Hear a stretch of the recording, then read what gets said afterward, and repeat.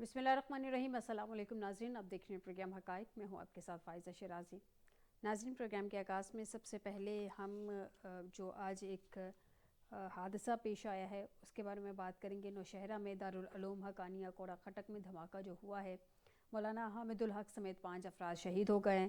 آئی جی خیبر پختونخوا ذوالفقار حمید نے تصدیق کی ہے کہ دھماکے میں جمعیت علماء اسلام سین کے سربراہ مولانا حامد الحق سمیت 5 افراد شہید ہوئے ہیں، جبکہ دھماکے میں 20 افراد ابھی تک کی جو اطلاعات ہیں ان کے مطابق زخمی ہوئے ہیں۔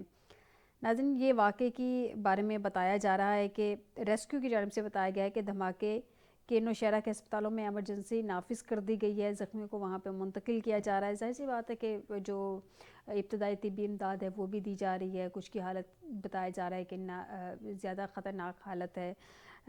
کچھ کے بارے میں آئی جی خیبر پختونخوا ذوالفقار حمید کا کہنا ہے کہ ابتدائی اطلاعات کے مطابق دھماکہ خودکش ہے، اور انہوں نے اس بات کا بتایا ہے کہ دھماکے میں مولانا حامد الحق کو نشانہ بنایا گیا، یعنی کہ اگر ہم یہ کہیں کہ ٹارگٹ کلنگ تھی لیکن اس کو دھماکے کی صورت میں ہوا اور مزید قیمتی جانیں بھی ساتھ گئی تو یہ غلط نہ ہوگا۔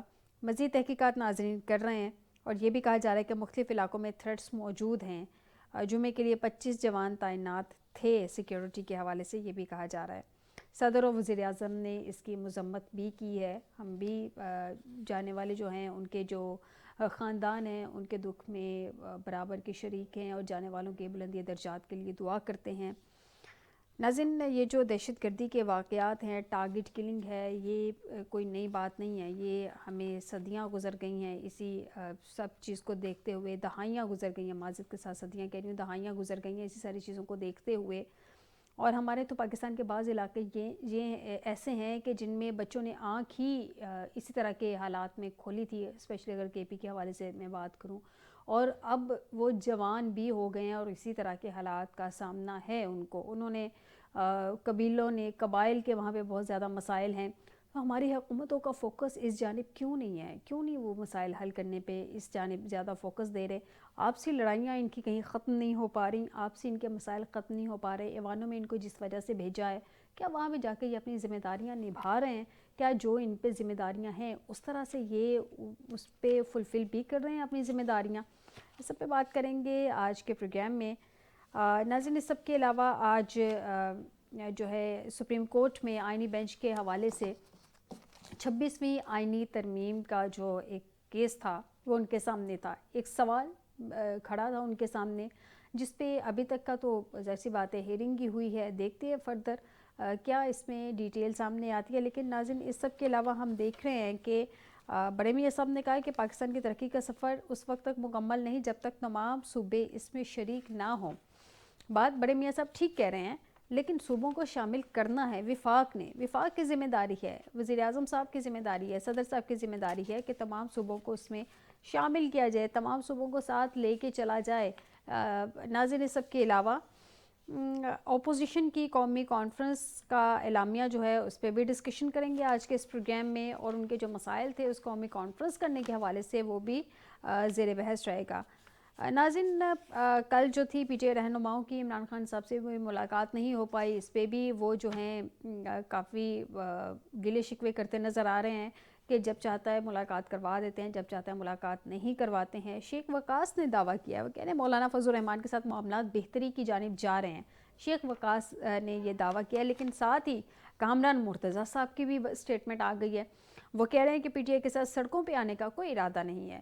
اب کل سگنیٹری بھی نہیں تھے، وہ سگنیچر بھی نہیں انہوں نے کیے جو ایک اعلامیہ جاری ہوا تھا، اس حوالے سے کامران صاحب نے ہی اس بات کی تصدیق کی تھی کہ کوئی signatures J U F A کی جانب سے نہیں ہوئے ہیں۔ تو جے یو ایف اے واقعی میں بہتری کی جانب معاملات جو ہے وہ اپوزیشن کے اسپیشلی تحریک انصاف کے جا رہے ہیں موجودہ حالات میں، کیونکہ وزیر اعظم صاحب نے بھی پچھلے دنوں میں ملاقات کی تھی مولانا صاحب کے ساتھ۔ ناظرین، اس سب کے علاوہ ایک رپورٹ سامنے آئی ہے، اکانومسٹ انٹیلیجنس یونٹ کی رپورٹ ہے، اس کے مطابق پاکستان میں جمہوریت کی درجہ بندی میں مزید کمی ہو گئی ہے۔ جمہوریت کی درجہ بندی، پاکستان کی جمہوریت کی درجہ بندی 3.25 سے کم ہو کر 2024 میں 2.84% رہ گئی ہے، یعنی کہ جو بچی کچی جمہوریت تھی وہ بھی کم ہو گئی ہے۔ اور اس کی رپورٹ میں جو وجوہات بتائی گئی ہیں وہ میں آپ کے ساتھ شیئر کر دیتی ہوں کہ عام انتخابات 2024 کے دوران پرتشدد واقعات اور سیاسی عدم استحکام کو اس کمی کی بڑی وجوہات قرار دیا گیا ہے، اور رپورٹ کے مطابق 8 فروری 2024 کے انتخابات کے دوران ملک میں پرتشدد واقعات پیش آئے ہیں۔ ناظرین، یہ تو تھی وہ رپورٹ جو کہ میں نے آپ کے ساتھ شیئر کی ہے۔ ناظرین، اس سب کے علاوہ پلڈیٹ نے جائزہ رپورٹ بھی شائع کر دی ہے۔ پلڈیٹ کی جائزہ رپورٹ کے مطابق قومی اسمبلی کے ایک ممبر پر سال بھر میں کتنا خرچہ آیا ہے، پہلے اس خرچے کو میں بتا دیتی ہوں جو اس رپورٹ میں لکھا گیا ہے، پھر میرے سمیت آپ بھی یہ سوال کھڑا لازمی کرتے ہوں گے اور آپ کے ذہن میں سوال کھڑا ہوتا ہوگا کہ بھئی اتنا خرچہ اگر ایک ممبر اسمبلی پہ آتا ہے تو ہمارے ٹیکس کے پیسوں سے اتنا پیسہ جو ہے وہ خرچہ آ رہا ہے، تو ہمارے لیے اسمبلی میں جا کے وہ کیا کرتے ہیں۔ ناظرین، یہ ہے جی جناب رپورٹ کے مطابق قومی اسمبلی کی قائمہ کمیٹیوں کی تشکیل میں تاخیر ہوئی ہے۔ کمیٹیوں کی تشکیل کے لیے 3 اپریل کی آخری تاریخ گزرنے کے باوجود کمیٹیاں نہیں بنائی گئی ہیں۔ فی ممبر قومی اسمبلی پر سال میں 37.9 ملین روپے کا خرچہ آیا ہے، یعنی کہ قومی اسمبلی کے اجلاسوں پر ٹیکس دہندگان کے لیے 37.9 ملین روپے فی ممبر لاگت آئی ہے، اور جائزہ رپورٹ کے مطابق اسمبلی نے ایجنڈا آئٹمز میں 49% کو مکمل بھی نہیں کیا ہے۔ یہ تو ہے ناظرین وہ رپورٹ جو کہ میں نے آپ کو پڑھ کے سنا دی ہے۔ اب آپ خود اندازہ کر لیجئے کہ اگر 37.9 ملین ایک ممبر اسمبلی پہ خرچہ آ رہا ہے سال بھر کی اس کی جتنی بھی اس نے سیشن اٹینڈ کیے ہیں، تو باقی جتنے ممبر اسمبلی ہیں ٹوٹل لاگت کتنی آئے گی، ٹوٹل خرچہ کتنا آئے گا، یہ ہماری پاکٹ سے نکلتا ہے، ٹیکس کے پیسوں سے نکلتا ہے۔ ہمارے لیے اس میں کیا ہے، ہمارے لیے انہوں نے وہاں جا کے سوائے اپنے کیسز معاف کروانے کے لیے، اپنے لیے جو قانون سازیاں کرنے کے عام آدمی کے لیے کیا کیا ہے، سوال تو ظاہر سی باتیں کھڑا ہوتا ہے۔ اس سب پہ بات کرتے ہیں آج کے پروگرام میں۔ آپ کو بتایا کہ ہمیں جوائن کیا ہے اعظم چودھری صاحب ہے، سینئر صحافی ہیں، سینئر اینالسٹ ہیں۔ بہت شکریہ اعظم چودھری صاحب آپ کا ہمیں جوائن کرنے کے لیے۔ فیصل ملک صاحب ہیں، سابق executive member supreme court bar اور سینئر اینالسٹ بھی ہیں۔ بہت شکریہ ملک صاحب آپ کا ہمیں جوائن کرنے کے لیے۔ سب سے پہلے ملک صاحب مجھے آپ یہ بتا دیجئے کہ آج جو آئینی بینچ کے سامنے 26ویں آئینی ترمیم کا ایشو بھی تھا، کیا تھا یہ ٹوٹلی آپ کے خیال میں؟ جو آپ بھی ظاہر سی باتیں ہیڈنگ ہوتی رہتی ہے، آپ کے بھی وہاں پہ کیسز ہوتے ہیں، آپ کو آج کیا لگا یہ معاملہ کس سائڈ پہ جا رہا ہے؟ جی بسم اللہ الرحمن الرحیم۔ بات یہ ہے کہ 26ویں آئینی ترمیم اس کے اوپر پوری دنیا میں مذاق اڑ رہا ہے کہ یہ کس قسم کی جو ہے نا گھٹیا جمہوریت جو ہے نا یہ الاپ ناپتے ہیں، اور جو کس قسم کی جو ہے نا وہ نئی سے نئی جمہوریت کی جو ہے نا باتیں بناتے ہیں۔ آپ 26ویں آئینی ترمیم کے محرکات کو دیکھیں تو صاف ظاہر ہوتا ہے یہ صرف ڈکٹیٹرشپ ہے اور کچھ نہیں، صرف جو ہے لوگوں کے حقوق کو مفلوج کرنا ہے، غصب کرنا ہے، کھانا ہے لوگوں کے حقوقوں کو اور لوگوں کو مفلوج کرنا ہے۔ یہ ایک کلونیلزم اور ایک آمریت کی شروعات ہے اس 26ویں آئینی ترمیم۔ اس ملک کا بیڑا غرق ہونے جا رہا ہے میڈم اس 26ویں آئینی ترمیم کے ساتھ۔ اور یہ 26ویں آئینی ترمیم کے بارے میں جو عدالت میں سوال آپ نے جو پوچھا ہے اس کے بارے میں جو ہے نا میں عرض کروں کہ وہاں پہ پہلے تو یہ ہے جورسڈکشن کے بارے میں بات ہو رہی ہے کہ کیا مطلب ہم کورٹ سن سکتے ہیں، کس طرح سن سکتے ہیں، کیا اختیار ہے کیا نہیں، اور اس بارے میں جو ہے نا کوشچنز آج کافی ارائز ہوئے، اور پھر یہ بھی ارائز ہوئے کہ کیا جو سٹرکچر ہے کانسٹیٹیوشن کا وہ بریک تو نہیں ہوا، اور اگر وہ سٹرکچر میں رہتے ہوئے یہ کانسٹیٹیوشن جو ہے نا یہ آئینی ترمیم کیری آن ہوتی ہے، کیری فارورڈ ہوتی ہے، تو پھر یہ پارلیمنٹ کی مرضی ہے، یعنی کہ ان سیاستدانوں کی مرضی ہے جو وہاں پارلیمنٹ میں بیٹھے ہوئے ہیں، جو الیکٹڈ لوگ ہیں۔ الیکٹڈ تو نہیں ہے میڈم، یہ آپ بھی جانتی ہیں، وہ فارم 47 کی پیداوار ہے، اور یہ باقاعدہ ثبوت ہی کہا جا سکتا ہے نا عدالت میں، تو ان کو الیکٹڈ ہی کنسیڈر کیا میں عرض کروں جب الیکشن کمیشن آف پاکستان نے باقاعدہ اپنی ویب سائٹ کے اوپر 3.5 گھنٹے تک وہ فارم 47 دکھائے جن کے اوپر کٹنگ تھی، لاء کے اندر جو الیکشن ایکٹ 2017 ہے اس کے اندر تو کٹنگ کا کوئی جواز ہی نہیں ہے، اس میں تو وہ مانی نہیں جائے گا فارم 47، تو اس کے باوجود بھی وہ کٹنگ والے فارم 47 دکھائے گئے، ویب سائٹ پہ لگائے گئے، اور اسی کے تحت پھر حکومت بنی۔ تو پھر جو ہے کون اس حکومت پہ بلیو کرے گا، کون ان لوگوں پہ بلیو کرے گا، کون ان سیاستدانوں کو مانے گا؟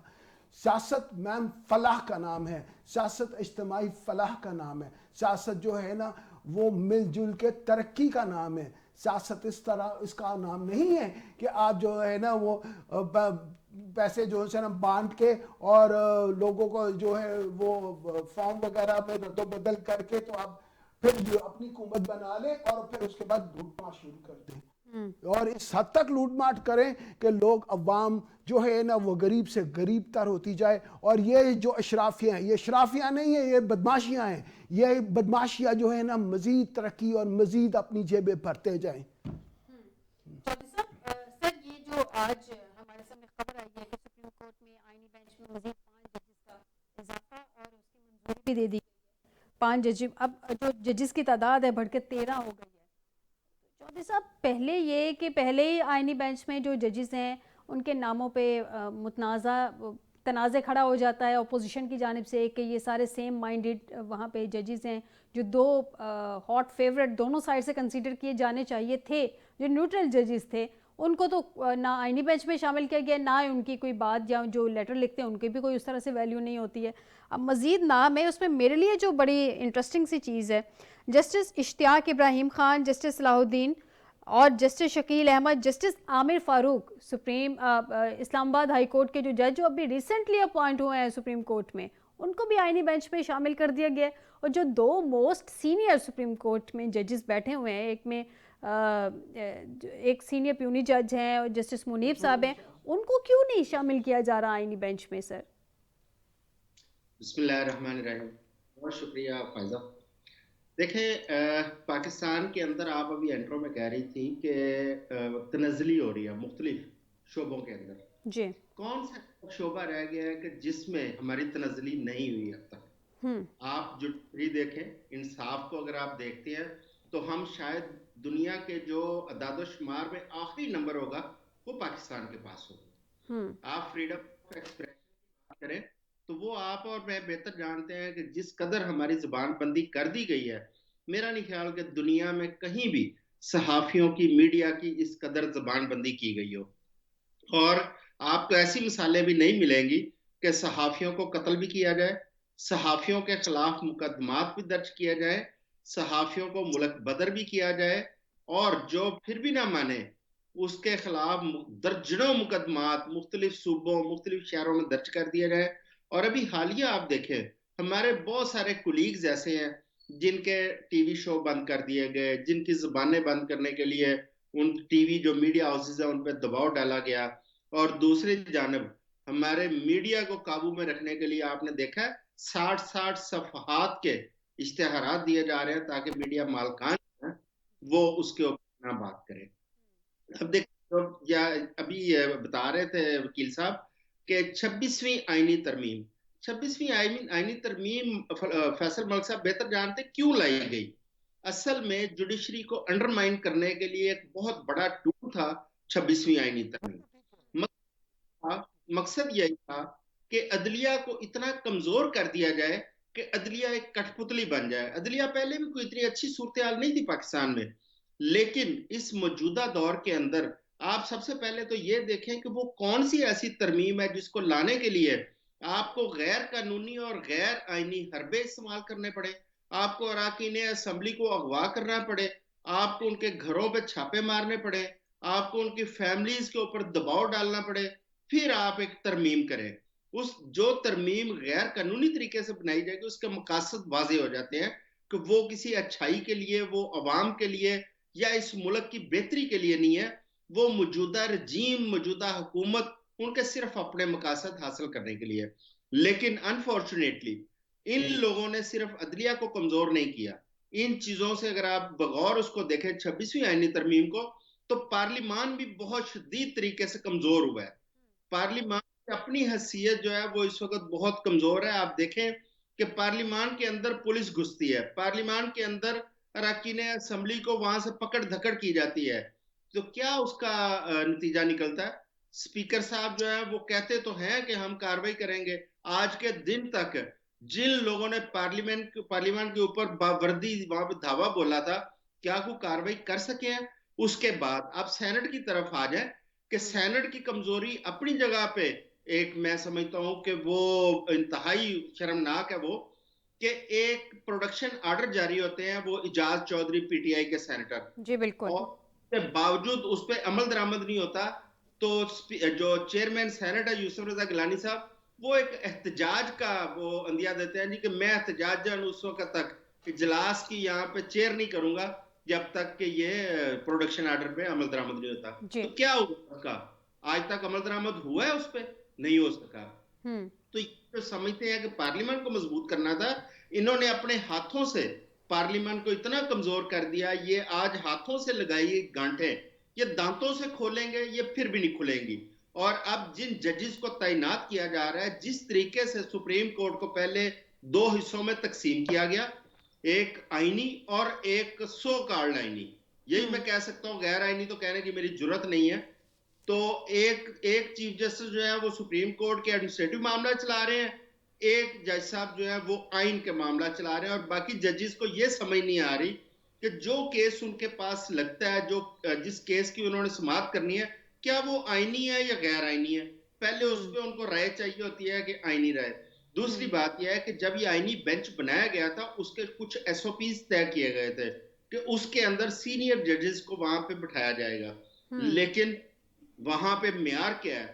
جن لوگوں نے زیادہ خدمت کی ہے, جن لوگوں کے زیادہ مضبوط سیاسی پارٹیوں کے ساتھ یا کہیں اور زیادہ مضبوط تعلقات ہے, وہ آئینی بینچ کے سربراہ بھی ہوں گے, وہ سینیورٹی میں بھی آگے ہوں گے. جس سے آپ نے دیکھا ہے کہ لاہور ہائی کورٹ سے ایک جج صاحب کو اسلام آباد ہائی کورٹ میں لے جایا گیا اور ان کو سینئر پیونی جج وہاں پہ بنایا گیا اسلام آباد ہائی کورٹ میں, اور وہ اس وقت چیف جسٹس اسلام آباد بننے کی دوڑ میں شامل ہے. جی بالکل. مقصد ان ججز کو جو ان کے لیے زیادہ خدمات جنہوں نے وہاں پہ ادا کی ہیں ان کو نوازنا ہے, ان کو بٹھانا ہے. آپ ابھی جو نئی جوڈیشری انہوں نے انڈکشنز کی ہیں, آپ ان ججز کا تمام ججز کا اٹھا کے دیکھ لیں.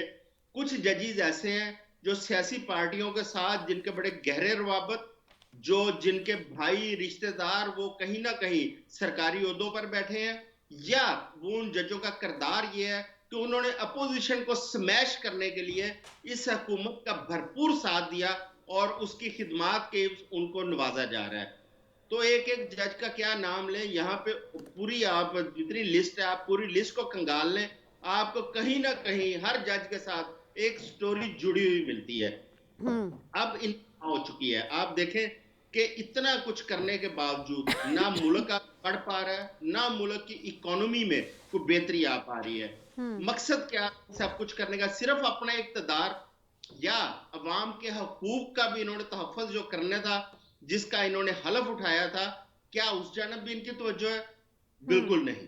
ہم دیکھیں آج مہنگائی سر چڑھ کر بول رہی ہے, آج عام آدمی کی زندگی اجیرن ہو چکی ہے. اگر میں صرف پنجاب کی مثال دوں, یہاں پہ تجاوزات کے خاتمے کی آڑ میں غریب آدمی کو جس طرح تباہ کر دیا گیا ہے, اس کی مثال بھی آپ کو پاکستان کی ہسٹری میں نہیں ملے گی. اور ان لوگوں کو جن کا اثاثہ ہی وہ ایک ریڑھی یا چھوٹا سا کاروبار تھا, مجھے بتائیں کہ وہ کیسے دوبارہ اپنا وہ کاروبار اور یا کہ وہ روزگار شروع کر پائیں گے جس سے اپنے بچوں کا وہ پیٹ پال پائیں.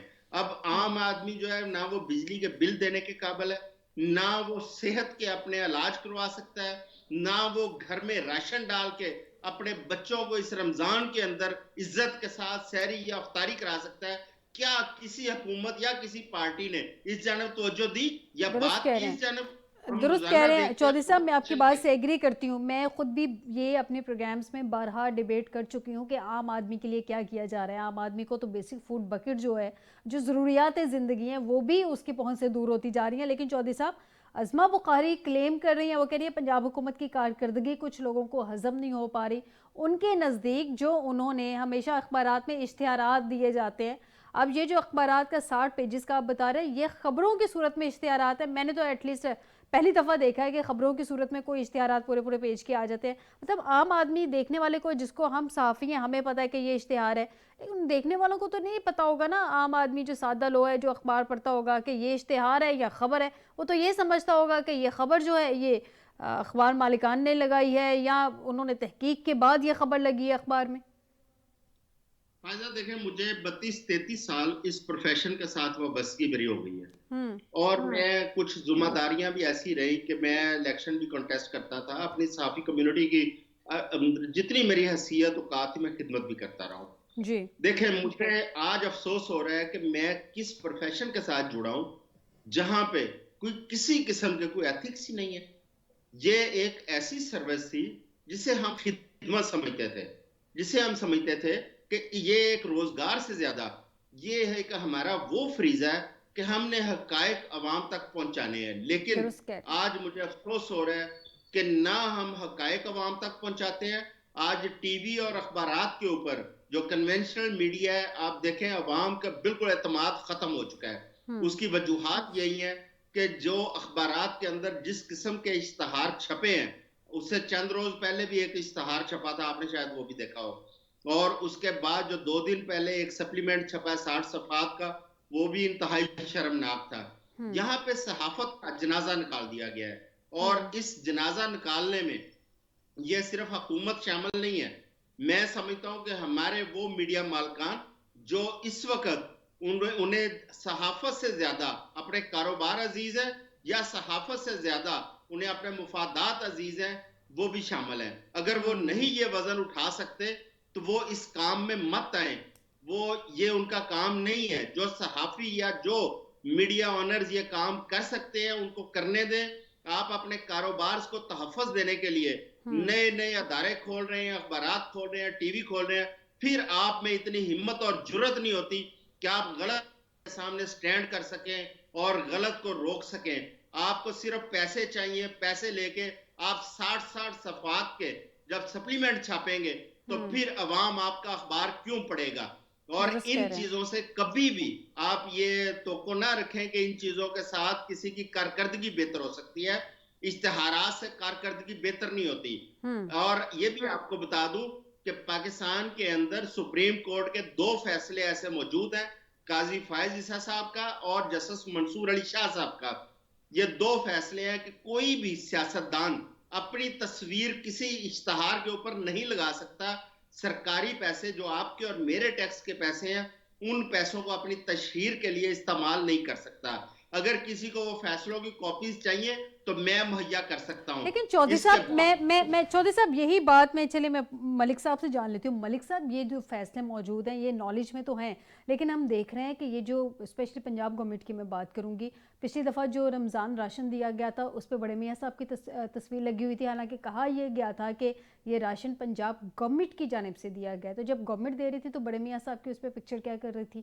اب جتنے بھی اشتہارات ہیں, جیسے ابھی یہ بالکل یہ میرے نالج میں ہے, چودھری صاحب نے مجھے ریمائنڈر دوبارہ دیا, تھینک یو سو مچ چودھری صاحب, میرے ذہن سے سکپ ہو گیا تھا.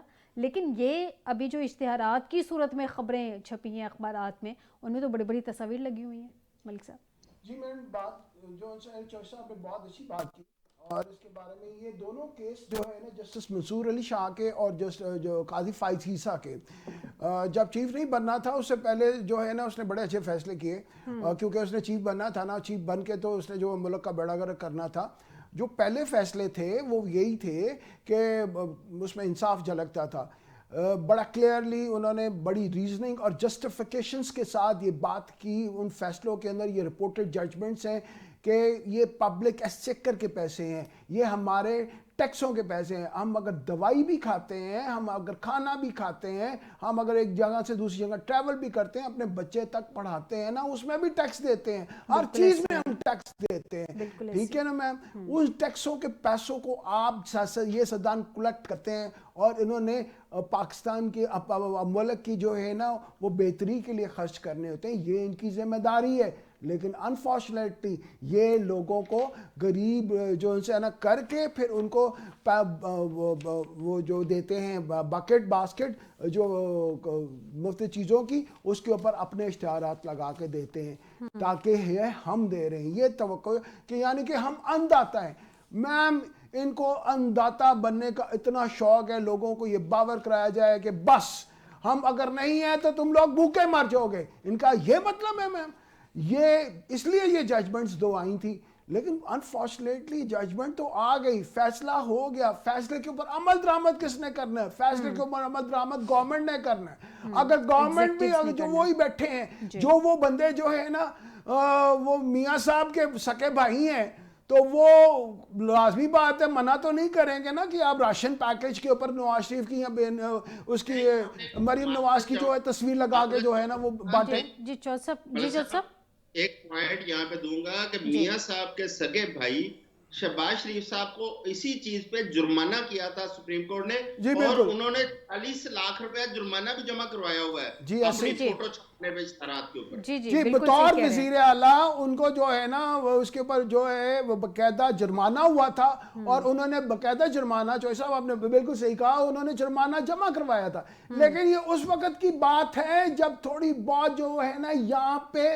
عدلیہ زندہ تھی. اب تو یہ عدلیہ کو ہے تابوت میں بند کر کے دفن کر چکے ہیں 26ویں آئینی ترمیم کے تحت. اب تو یہ آپ دیکھیں کہ خود یہ جو ہے نا میڈم نے ابھی بتایا ہے 37.6 ملین روپیز. اس کا مطلب کیا ہے سر؟ اس کا مطلب ہے 3 کروڑ 73 لاکھ روپے ہر سال صرف 7.9 ملین. یس، یہ خرچ ہوتے ہیں ان لوگوں کی آؤ بھگت کے لیے، ایک بندے کی سالانہ. اور تنخواہیں علیحدہ ہیں، اور تنخواہیں علیحدہ ہیں جناب، مراد علیحدہ. یہ تو وہ ہیں جو سیشنز میں، اسمبلی کے سیشنز میں جو ایک بندے پہ خرچ ہوتے ہیں، یہ اس کا تخمینہ لگا ہے. اور یہ جو ہے نا اس کے ساتھ میں مزید ان کا جو ہے میڈیکل علیحدہ ہے، ان کے ٹریولنگ ایکسپینس علیحدہ ہیں، ان کے اور جو اللہ تللہ اخراجات ہوتے ہیں وہ علیحدہ ہیں. اور اگر آپ دیکھیں تو یہ 37 پوائنٹ کچھ نہیں ہے، یہ تو رقم بن جاتی ہے تقریباً 50-60 کروڑ سے اوپر ایک بندے کے اوپر ماہانہ خرچ، یہ سالانہ خرچ ہوتا ہے. اس کے بعد تنخواہیں بھی یہ لیتے ہیں. یہ کس کے پیسے ہیں؟ کہاں سے لیتے ہیں؟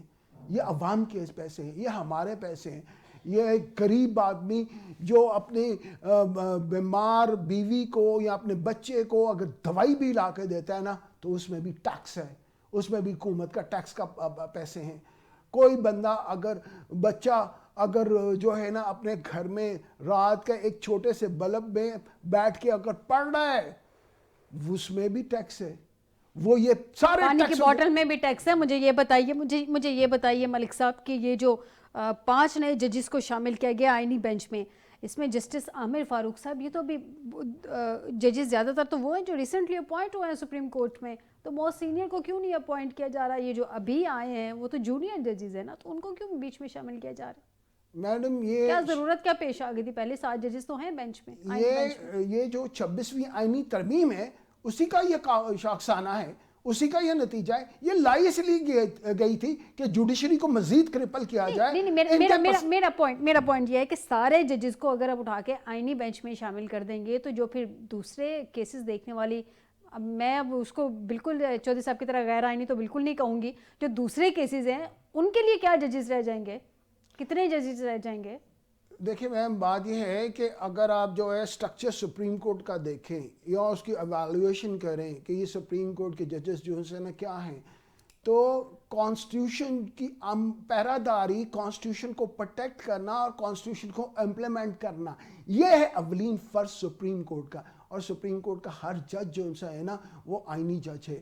یہ تو پوری دنیا میں ایسے قانون ہے، لیکن یہاں پہ پاکستان میں انہوں نے جو ہے نا عوام کا رگڑا لگانا تھا، اس وجہ سے انہوں نے جوڈیشری کی تقسیم کی اور اس میں سے خاص اپنے بندے ججز کو اکٹھا کیا، آئینی بینچ بنایا اور اس میں اپنے حکومت نے اپنے کیس لگا دیے.